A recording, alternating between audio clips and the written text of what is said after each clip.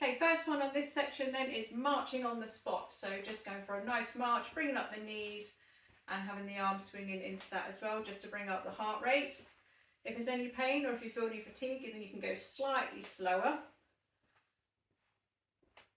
and relax. Next one is the bicep curls. So you can do this with or without resistance, depending on where you are. Making sure you keep your elbows tucked into your waist, so it's only your biceps doing the move. Making sure you do nice full range, coming up and down.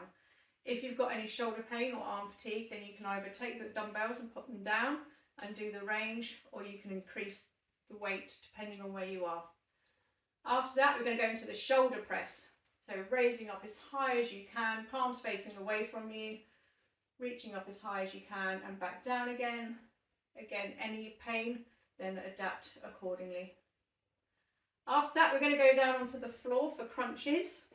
So going down onto your back, hands at the temple, bending your knees, feet together, and then breathing out as you come up, giving that abdomen a really good squeeze, lowering and inhaling as you go back down again. If you get any neck pain, which is quite common, then you can have a rest for a short period of time and then finish the set, or you can move on to the next exercise. Next one from there is the V-sit, so having both legs up nice and straight, and then with your arms reaching up so your shoulder blades come off the floor, coming up towards your shins as high as you can, and then holding that position. If you feel that's a little bit too much, you can slightly lower the legs down, and that will therefore decrease the abdomen hold and make it a bit easier. After that, from there, we're going to go into press-ups. So you're going to go onto your hands and knees.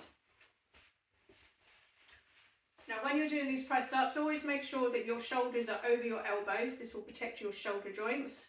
And then from there, have a go at pressing down towards the floor and then back up again.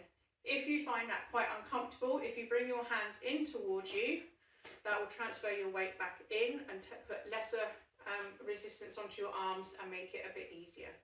If you want to make it a bit harder, then take your hands further away from you, but make sure your shoulders follow over your wrists and therefore protecting you, and then that will give you more weight to do with the press-up. From there, you're going to go into the plank.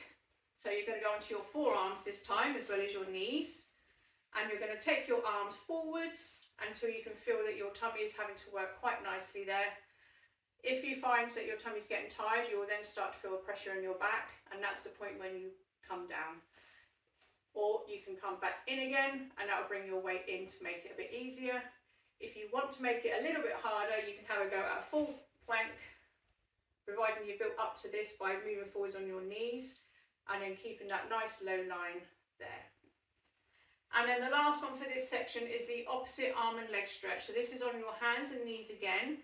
You're going to take your opposite arm and leg out and then back in again, alternating sides.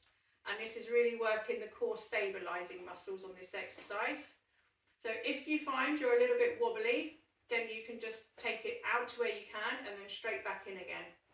If you want to push yourself and challenge yourself a bit more, then you can hold and extend for a good 5 seconds or so before bringing yourself back in again and then doing it on the other side.